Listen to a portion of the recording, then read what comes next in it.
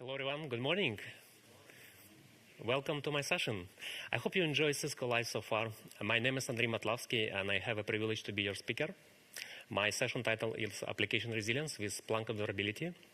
And I would like to start from thank you. Thank you for enrolling. Thank you for coming. Thank you for being here so early. While preparing the session, I had a challenge to balance the content, to make it easily to follow for those who are a little new in observability, but also to make it valuable for those more experienced. This session will be delivered for the first time. I really count on your active participation. Let me tell you a story.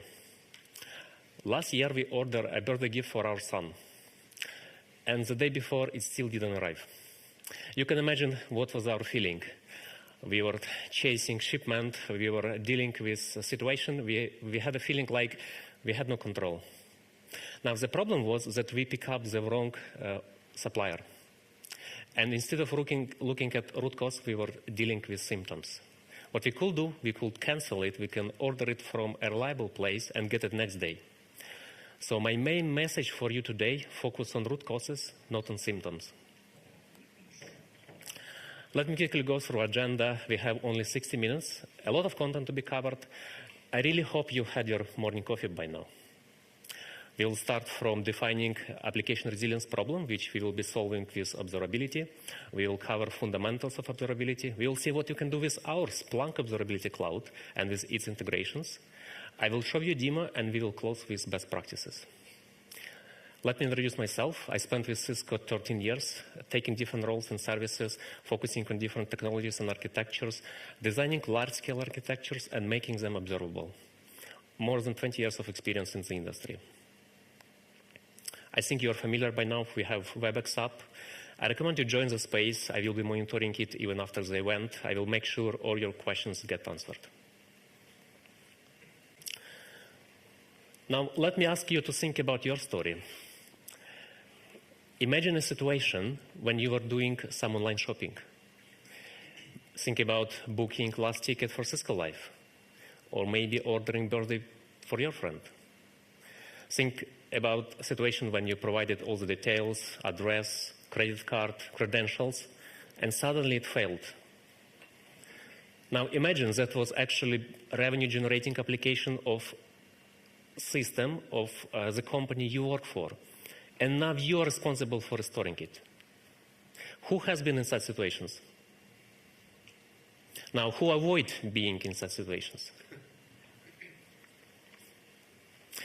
Cost of downtime is real. Studies are showing how much global, the largest 2,000 organizations are paying annually on unplanned downtime. It impacts their brand, it impacts their future growth. Now, a few months ago, we've all seen major outages among public cloud service providers. It took a long time to recover. It had significant impact, financial and reputational, on them, but not only, on all the organizations relying on them. Now, today, we don't even need to get anything broken. Application slowness is a new downtime. Studies are showing that after 2-3 seconds of waiting, many users will leave. They will think, your application is not working anymore. Experience of large organizations confirms that. They can see that with every 100 milliseconds added to a transaction, they can lose 1% of revenue. With every second added to response time, they can use 10% of users. On the other side, if they remove 1 second from response time, they can improve their business performance as much as 10%, things like conversion rate, for example. Now back to an application failure example. Imagine if you had a tool which will tell you in real time where are those delays coming from and what failed and why. With observability, you can have such a tool. You can detect early and fix quickly. You can make user experience so much better. Now, imagine that you don't even need to spend any time on that tool and you can get root cause right away, just by talking with AI agent. And that is something what today becomes possible with Splunk Observability Cloud. Let's cover fundamentals of observability. When we talk about observability, normally we mean a possibility to understand what happens inside the system only by looking at what it produces on the outside. If a system is truly observable, we can answer any unexpected question about its behavior without changing any way and anything in the way how we monitor or observe it. So observability is not about monitoring known issues. It's about having deep insight into system health, performance, and behavior. One of the most important concepts of observability is signals. Signal is a system-generated output which represents activity of your application or maybe component of your infrastructure. There are different types of signals. Sometimes you may hear terms 3 pillars of observability. They normally refer to metrics, traces, and logs. Sometimes you may hear MELT, which stands for metrics, events, logs, and traces. These are the different ways of naming the most widely adopted signals. Now, logs, traces, metrics, and baggage are the 4 signals which are fully supported by OpenTelemetry community, and there are 2 which are still under development. Events is a type of log, but it represents some tangible and completed actions. Think about perform login or deployed software.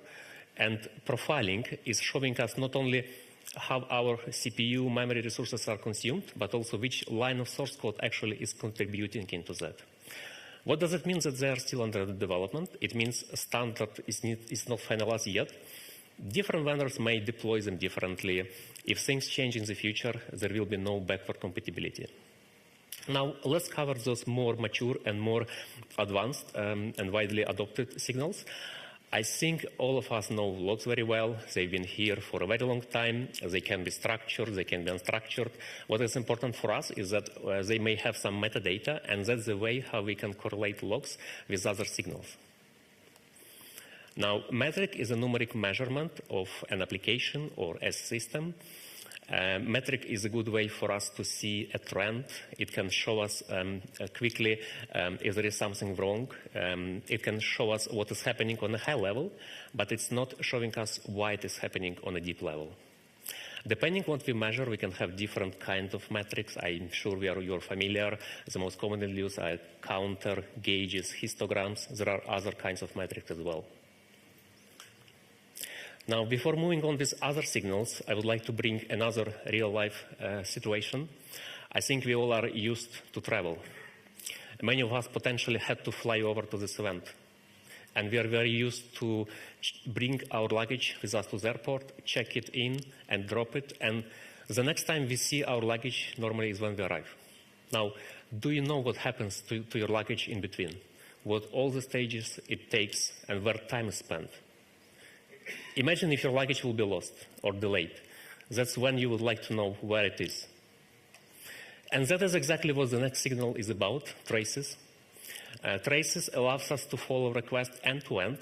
We can see what happened to a request when it arrived to our application and how it flows. It shows us all the dependency. Trace can consist of multiple spans, and then each span will represent a simple operation. Think about API call.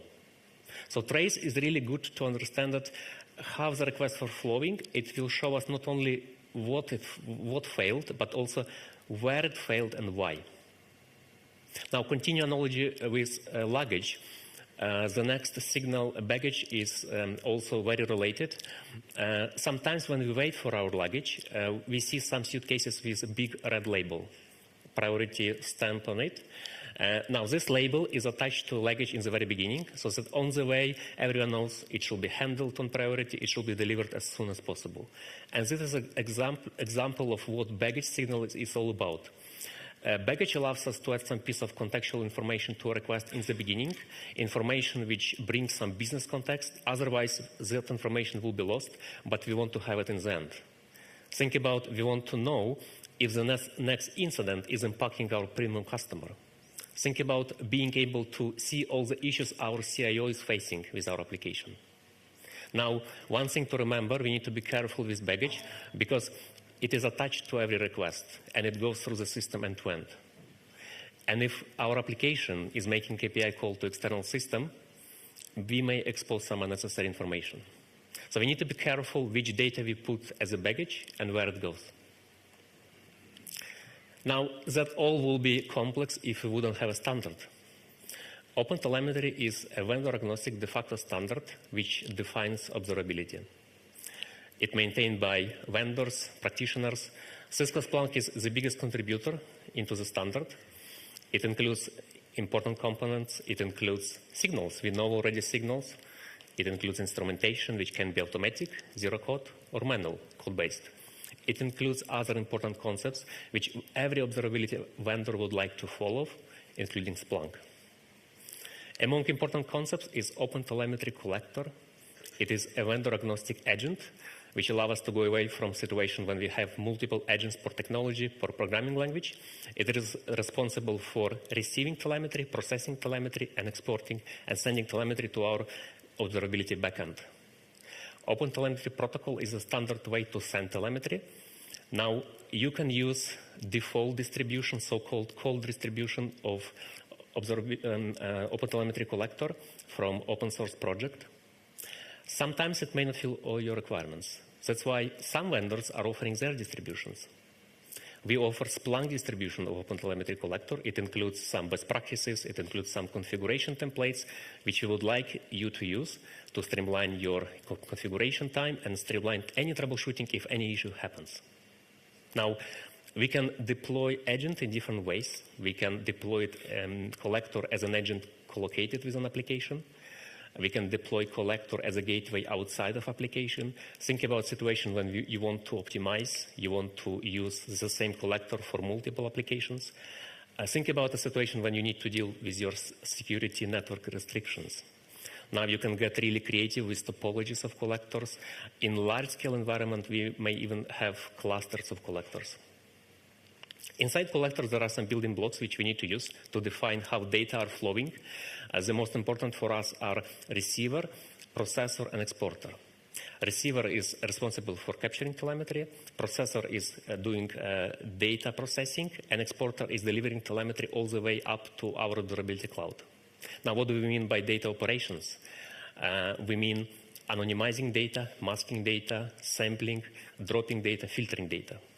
From these three components, you can build a service pipeline. Pipeline is actually defines how telemetry is flowing. We can have multiple pipelines. We can reuse the same building block in multiple and more than one pipeline. There are those more advanced components. Extension is something to manage collector. For example, we can manage tokens. We can manage health checks. We can manage other aspects of collector. And connector is more advanced component. Sometimes we want to connect output of one pipeline into input of another. That's where we may need collectors to be used. Now, let's see how those fundamentals are implemented in our platform. Let's see what you can do with Splunk Observability Cloud. I would like you to think about this platform as a way to bring a visibility end-to-end from network to end user. So that is all you need to look at root causes and not symptoms. Now, think about the platform in this way. If you put your application front and center, then our platform from one side, thanks to integrations with ThousandEyes, thanks to integration to Splunk core platform, which already is collecting data pretty much from all your infrastructure components, can quickly give you an idea whether the issue is originated on network layer or higher technology stack layers. And then from the other side, we have all these native capabilities of Splunk Cloud, which are looking at different aspects of your application. Some of them are looking more at application layer, some of them at infrastructure layer, some of them more at front end, some of them more at back end, some of them at databases. Now, let's have a closer look at those native capabilities of the platform, starting from infrastructure monitoring. Infrastructure monitoring is giving you insights on your hosts, Kubernetes, well-known public clouds. It primarily relies on metric signal. When it comes to hosts, we can simply deploy OpenTelemetry Collector to Windows, Linux machine, and get insights on performance. When it comes to Kubernetes, we can cover vanilla Kubernetes, any flavors of cloud-managed Kubernetes. We get a deep insight on pods, workloads. Pretty much we can analyze any issue with Kubernetes environment. When it comes to cloud, we have two options. One option will be to import metrics which are generated by native cloud monitoring service. Think about AWS CloudWatch, Azure Monitor. Second option will be to use OpenTelemetry Collector, which we can deploy on top of workload we host in the cloud. Now, second option gives us more flexibility. We have more control. We can have more control on data volume, on cost associated with the data volume as well. Now, if you want to know what is happening in the backend, how our microservices are performing, we will be using application performance monitoring, APM. APM is capturing traces from every transaction. We have full fidelity visibility on application behavior. We don't have any sampling. We don't have any data dropping. We collect information about every transaction. Now, what do we need to get started? We need to have our application instrumented, and we need to have OpenTelemetry collector. And then once traces are arriving on our Splunk Observability Cloud, APM will start analyzing traces. We'll start getting insights from them, not only spans and traces, but also metrics. It will be showing us different insights in metrics. A good example will be golden signal showing us rate of requests, rate of errors, and delay spent on processing those requests. Now, based on traces, APM will be building service maps. It will be showing us dependency between components. It will be showing us bottlenecks. It will be showing us how issue is propagated through the system. And then at every point in time, we can go deeper. We can select specific component, and we can get insights only relevant to that component. APM is something I will be showing during the demo later. Now, when we have backend of our application covered, we then want to know what is the experience of our users, what they are experiencing on the front end. And that's when we use real user monitoring. Real user monitoring is capturing telemetry about every session of the users. We support web applications and mobile applications, both Android and iOS. And then we quickly can get to the point when we will see all the errors users are experiencing on the front end. And then all the errors happens in interaction between front end and back end. Now, we also get Core Web Vitals. Core Web Vitals is a standard Google methodology to measure performance of front end. Without us being any experts in front end, we can already see whether we are in red or green area and what is end user experience. And then we can go deeper. We can have top-down view. Tech Spotlight is showing us what are the problematic areas, whether the problem is related to specific operating system, specific browser type, specific location, maybe after some maintenance window or upgrade of software. And then we can go deeper, and we can narrow down in the problematic area, and we can get either all sessions specific to that area, or maybe all transactions, all business transactions related to that problem. And then we can go deeper and deeper, selecting specific session. We can see a waterfall chart view. It is showing how specific user was interacting with our application, where time was spent, how all the requests were processed, whether error happened or delay. Now, APM and RAM are integrated between each other. And in a single workflow, you can navigate between understanding what is happening in the backend and understanding what is happening on the front end. And this brings two views in the same workflow, which is a big deal in troubleshooting. Now, instead of waiting for our users to hit a problem, we can be proactive. We can monitor our application ourselves with synthetic monitoring. We can generate synthetic traffic from within our network and from outside. We have different type of tests. We can simulate a user journey with browser test. And with that, not only we get results of the test, but we have screenshots. We have recording of user interaction with our application. Now, by default, all the sensitive information is anonymized and removed, and that is configurable. We can have some more basic tests for availability. We can test API performance. We can perform logical checks on responses we get on API calls. And we can prevent all the issues related to certificates expiring, certificates compliance. Now, logs. Log is one of the mature signals, and we can bring logs context in all the workflow which we just discussed with Log Observer Connect integration. In that integration, Splunk Observability Cloud is getting access to all the logs you already may store in Splunk Cloud or Splunk Enterprise. And then your engineer or your user, without even knowing anything about Splunk processing language, just from UI of Splunk Observability Cloud can analyze logs, can understand what is the source of the problem, and bring these insights into infrastructure monitoring workflow, backend APM monitoring workflow, real user monitoring workflow. Platform, of course, brings rich functionality in charts and dashboarding. It is really flexible and customizable. We can have filters, we can change chart types, we can correlate multiple signals on the same chart, and then not just show a raw metric, but apply some statistical function to that metric to bring some real meaning of that metric to the analysis. We have detectors. Detectors are used for generating an alert and sending a proactive notification. And instead of just having static threshold, we can be much more smart and we can use other detection methods. For example, we can have a detector based on historical anomaly detection, or maybe sudden change of some metric which normally we don't expect. And then to minimize alert storm, we can tune sensitivity of detector. Instead of having immediate option, we can use based on time duration, based on percentage of time out of compliance. For example, we want to be notified only if during the last 10 minutes, 80% of time that was red. Now, detectors can be integrated back in dashboards, and we can easily see where we are based on green or red visual indicators. We can make sure alerts are delivered to the right recipients. We can be very custom with what we have in alert. We can include our runbooks and so on. And of course, we are evolving on AI capabilities. Now, one thing, we have AI agent, and once enabled globally, it is really an interactive assistant you can use at any place to analyze context you are in. But then you can also ask any natural language question. You can ask, is there anything I need to know? Or what is wrong with this, for example, system or application?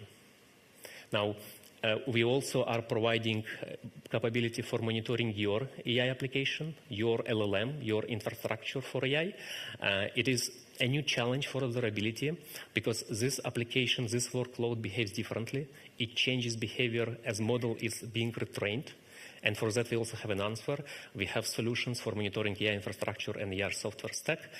More details on that you can find in the backup slides. I was checking yesterday, slides were already published to the catalog.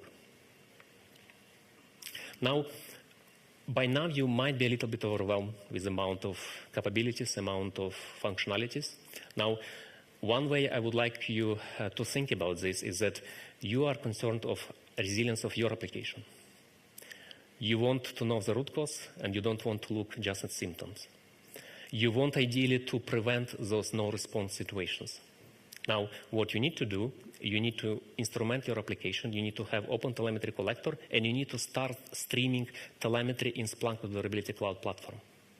Now, in the platform, we have all those capabilities which we just discussed. They are consuming those signals. They are taking different insights. As you know, as I already said, some of them are looking more at user experience, some of them more at performance of your application, performance of front-end, performance of back-end, application layer, network layer, database layer. But you don't even need to be expert in that. What you can start and what you can start using is universal tools and views which are available. You can use dashboards and charts. You can use detectors and alerts. You can create your service level indicators, and you can start from there.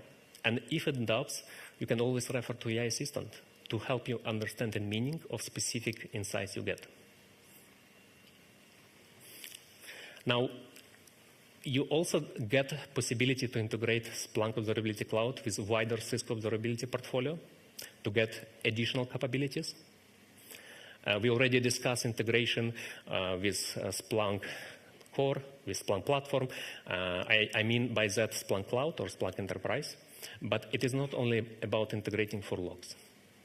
With that integration, you get access to insights you already have in Splunk from all the data is already forwarded from all your network devices and controllers, from all multi-vendor infrastructure you have.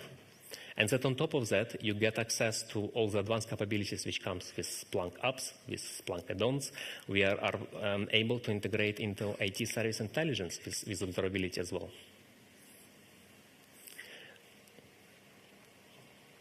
Now, who here is familiar with Thousand Eyes? Right. So you know very well that Thousand Eyes is a great network observability platform, and it is possible today to bring for us network performance insights and application performance insights in a single place. We have 3 integrations. Now, details on steps of configuring those integrations I have in the backup slides, but I have only 3 slides to show you what you can get from those integrations. First integration we added was integration over OpenTelemetry protocol.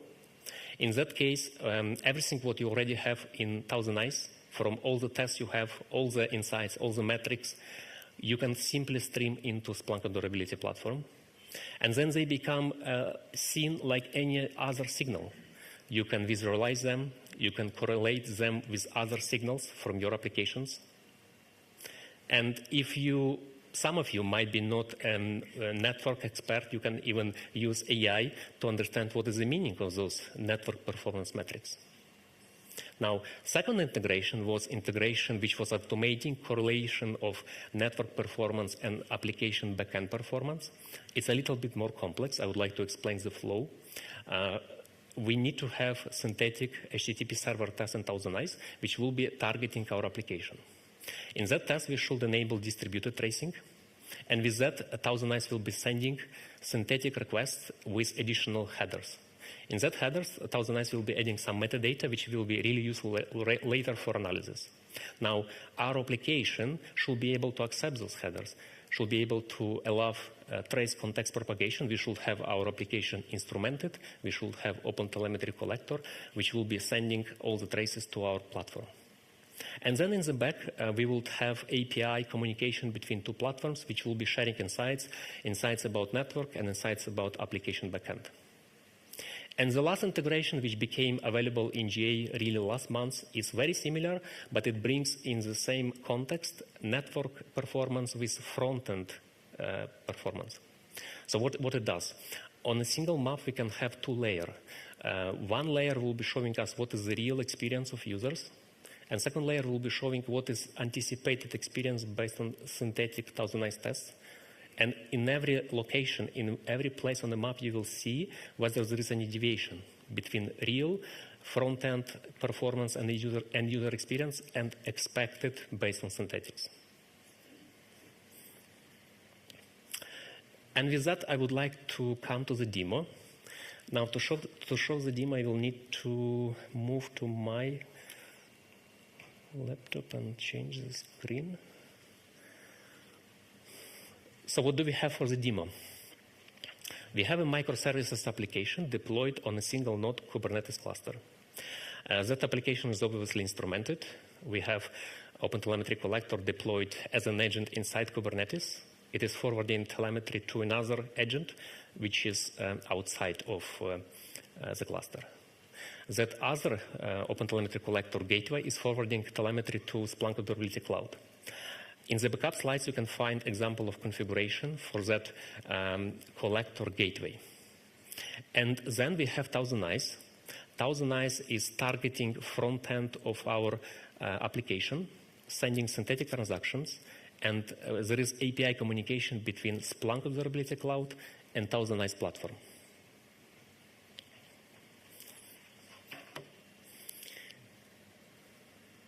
Now, for demo application, we are using standard OpenTelemetry project demo application, which is a web store.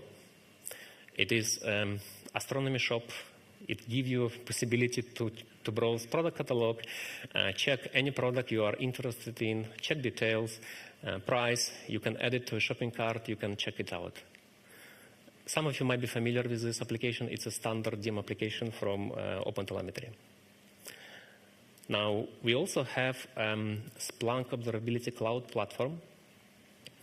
All the capabilities we just discussed are easily accessible on the left menu. You see dashboards, alerts, APM infrastructure, you see metrics, logs, everything you are familiar with by now. Now, what we can see, there are some alerts already coming. We can open those alerts just from home landing page.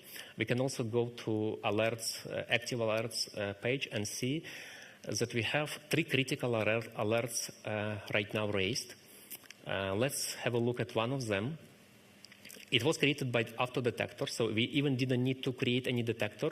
Just by noticing sudden change in error rate on our application, specifically on product catalog microservice, it is notifying us, it is bringing our attention for us to have a look.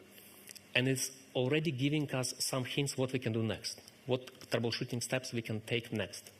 Now, in the upcoming future, we are bringing here AI capability where you even don't need to perform, as I said, those troubleshooting steps. AI agent will be showing already results of those analyses, and you can make necessary actions, and you can decide what do you want to do with that analysis and root causes, and where you want to ask for some further analysis and ask some other question. At the moment, in GA version, we still need to follow the flow, and we need to go for troubleshooting steps ourselves. Let's go to APM troubleshooting step. We are landing on a page where we only have insights specific to product catalog. As you can see, service level indicator, which shows success rate for this application dropped to 94%. It was all green before, but just recently, just 10, 15 minutes ago, some transactions started to become red. We have service map. Service map is showing us dependency. We already can see which are other upstream services are depending on the product catalog. So already we can have an idea what potential impact is. Now, in this demo, I, for a reason, don't go directly to root cause. So to show you more of capabilities and to show you more of the views and tools, for a reason, I'm more looking at symptoms as well. So don't think that there is something wrong with my main message. I said I want you to look at root causes, not symptoms, but for your benefit, I just want to go through some loops and show you more of the capability of the platform. So we can, for example, look at a full service map. So we can see all the microservices which are in the backend of our application, just for our awareness, just to see maybe there are some other errors raised. Now, obviously, as you can see, all the red arrows are pointing to the product catalog. So we really need to focus our troubleshooting on product catalog service. Let's go back. Let's go back to APM view of the product catalog. We can see other insights. This is an example of metrics which was derived from traces, so-called golden signals. It shows rate of requests, delays, and rate of errors. So we already see that there was no anything strange with increasing load of our application or maybe getting our application slower. So we cannot say that because traffic increased, our application is just having not enough resources. There is something else. So definitely we need to look for root cause elsewhere because as you can see, errors appeared. They started coming without any change in volume of requests or latency. Now what else we can do? We can have a look at top-down view. Tech Spotlight. Normally, it will help us show whether there is anything specific with specific data center or specific location, specific type of client. Obviously, this is lab environment. We have a single node Kubernetes cluster. We have single client. There is nothing to isolate too much, but we already can see that on our endpoint, like on our product catalog, there are two endpoints, two API endpoints. And while one is having 0 errors, another one, get product, is getting all the errors. It's already giving us some idea where the issue might be. From this place, from many other places, we can correlate different views. So as I said, you can correlate application and infrastructure. So for example, from here, we can go to infrastructure monitoring section and we can check, okay, what was performance of our host? Host we used to host Kubernetes. Obviously, we see that memory, CPU utilization was pretty stable, nothing to blame on. We can also check Kubernetes dashboard. We have a single node. It is 100% ready. We have 31 pods. All of them are running. Nothing is failing. Nothing is pending. By the way, this is an example of built-in Kubernetes dashboard. You get it right away. Once you have Kubernetes integration enabled, you get all these dashboards, which are, a result of our experience in troubleshooting and monitoring and observing. Let's go back to application because we didn't see any issue with infrastructure. We can check traces. Here we only see some traces highlighted to our attention. only traces which either have some errors or maybe traces which have some significant delay. And we can check those traces just if we can see what is wrong in those traces and where error is coming from. As I said, trace not only showing that something failed, but also showing where it happened and why. Let's open one of them. So we will see how transaction was going through all the microservices, all the operations. Obviously, front end was exposing internal 500 server error because error was propagated through all the stack. But there is one solid thread, and solid thread is pointing to the root cause. So in that span, we can see some details. Specifically, there is something interesting. We have application product ID. So this is product ID, which was used in that product catalog transaction when somebody was trying to get specifically this product, and it failed. So let's see what could go wrong. We can go back to trace analyzer. Now we can get all the traces for this product catalog, not only with errors, but also traces without errors. And we can apply different filters. Let's use that product catalog ID, which we just seen, and let's see what happens. Effectively, we are filtering out all the transactions which involve that product. And while all the transactions before were good, at some point all of them became red. Now, another thing what we can do, we can change filter, and instead of using equal, we can use not equal. What we will do, we will effectively filter all the other transactions which involve any product, but not the one we suspect. And indeed, what we see that all the transactions in that case are good, no errors.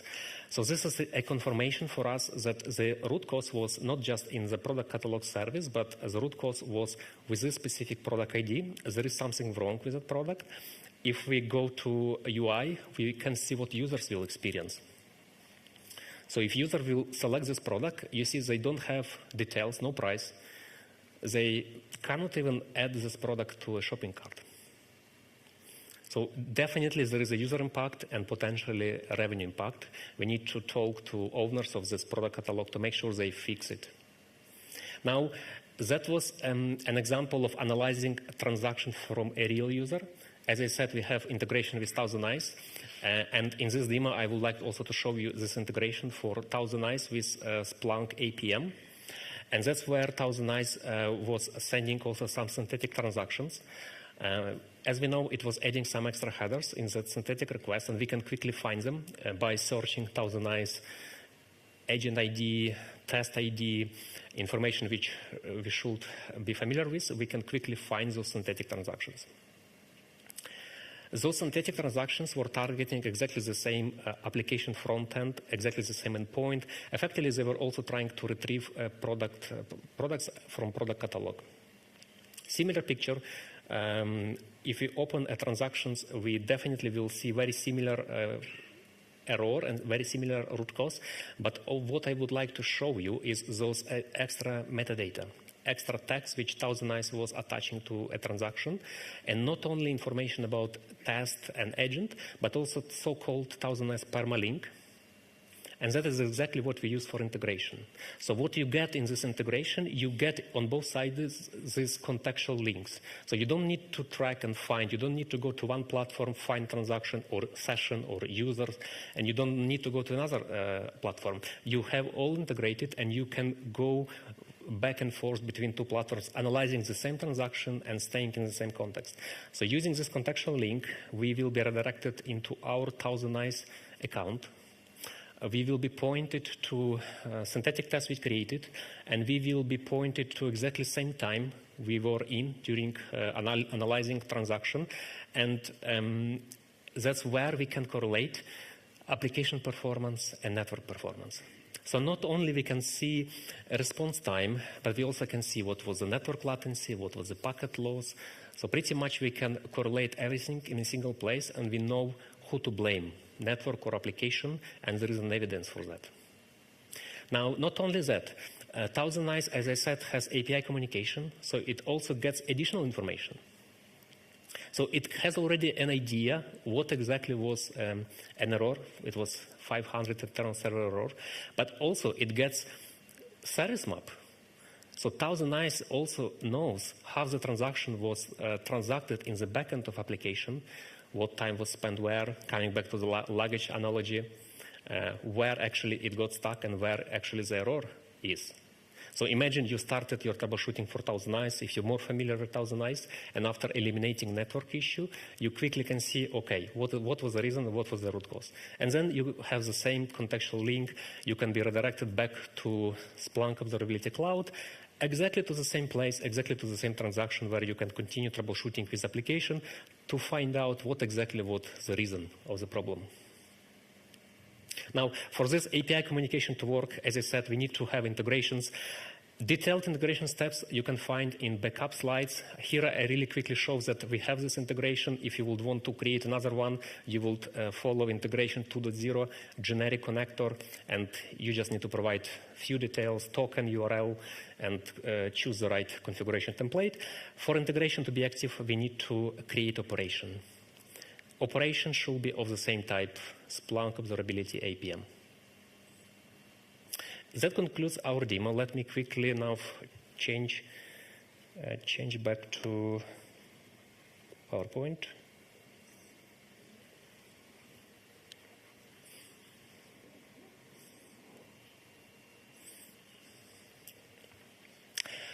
We see many customers are following similar trends when they try to adopt observability. They face similar challenges, and I have some recommendations for you to follow. If you don't have a proper sponsorship, quite easy you will get stuck on adopting observability. You will feel like there is no clear direction, you will not have resources, and perception in organization will be that there is no value in observability. What we recommend is to identify early on business owners of applications, understand what is important to them, understand what business metrics, what SLIs are important for them, and define for that dashboards, create for that detectors to give them those insights. And start correlating telemetry with their business performance and their business outcomes. Now, some organizations keep following more traditional way to operate and more traditional way to monitor.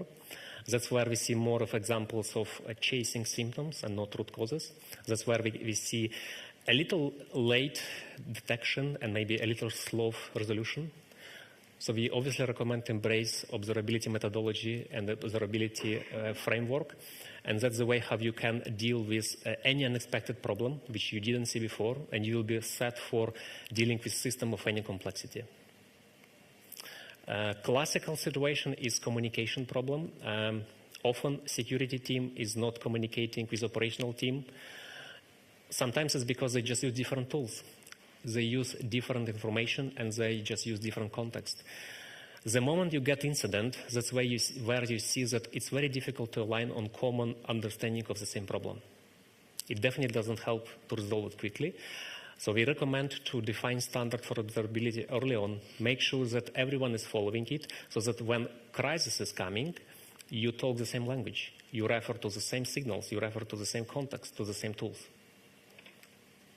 Now, some organizations, after running a pilot, may get a little more excited, and sometimes they can get in a situation when they had totally unmanageable volume of data. Cost of the observability will be growing. They will be having regular alert storms. So what we recommend is to set you for success early on. Prioritize only signals which have some meaning for you, which are actionable. Prioritize them already during instrumentation and during injection. Now, we also recommend you to do regular reviews. Even you already injected some data which you see never used by any dashboard, never used by any detectors. We have all the tools in the platform to see it for you and then to take necessary action. You can archive those data, you can drop the data, you can revisit your observability regularly and keep tuning it and refining it. And finally, automation. If you start adopting automation in a manual way, that's all fine, but at some point you will start seeing variations of configurations. You will start seeing errors multiplied by human mistakes. Obviously, we recommend start automation in the very beginning, and that's not only will streamline your adoption time, but also will make it so much easier to operate later on.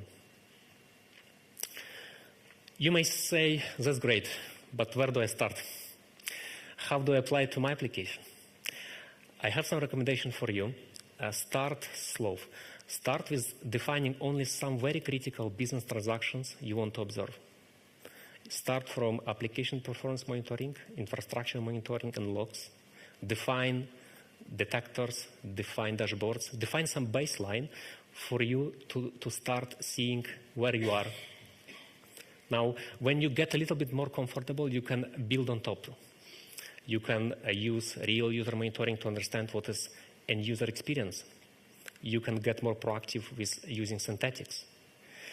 You can integrate alerting in your ticketing system and start defining standards. Standards for configurations, standard for integrations, standard for instrumentations. And inspirational goal will be to automate observability. Deploy collectors in an automated way.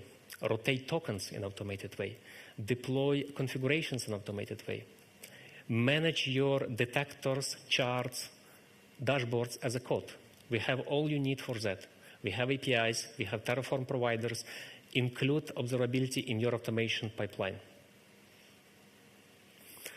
And bring observability to all the layers, from the network to the user, to get full visibility. So my call for action for today for you will be, once you're back, think about where you are and where you want to be. Many of you will be probably at different point in time, in different place in this journey. If you have any question, you can reach out to me or WebEx space. We can discuss any question you may have. After the session, I also will be standing next to the room, in case you would like to discuss it right away today. So there are only a few things I would like you to remember from this session. Application resilience requires a new approach with observability. Observability should be aligned with your business priorities. You should be using standards. You should be using unified platforms. We want you to focus on your applications and not on our collectors and tools. And to maximize the return, you should automate observability. You should embrace AI, and you should include new capabilities in your process. And remember, focus on root causes and not symptoms. Ramp it up.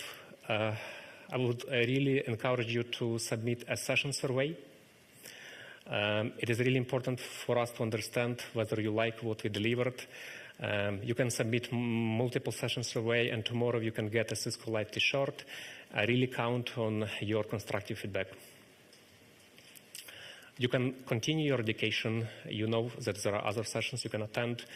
You can go and speak with Cisco engineers. You can go to Technical Solutions Clinic or meet the engineer to discuss your specific design questions or specific situation with Cisco experts. And you can go to Walking Labs to try it yourself. I prepared here some sessions on observability you can still make today and tomorrow. If you scan this QR code, you will get a full observability learning map. I really recommend to take this 1037 Walking Lab. So that is a lab which is available ad hoc today and tomorrow during the day. You can take it. You can see all the observability, Splunk observability cloud platform capabilities, features. You can try them yourself. You can break things. You can feel it yourself. You can see how things build. Now, with that, as I conclude with the session, I really thank you. Thank you for being present. Thank you for being here so early. It was raining in the morning, I know, but it was great for me to see you so excited and on time. Many thanks. Great.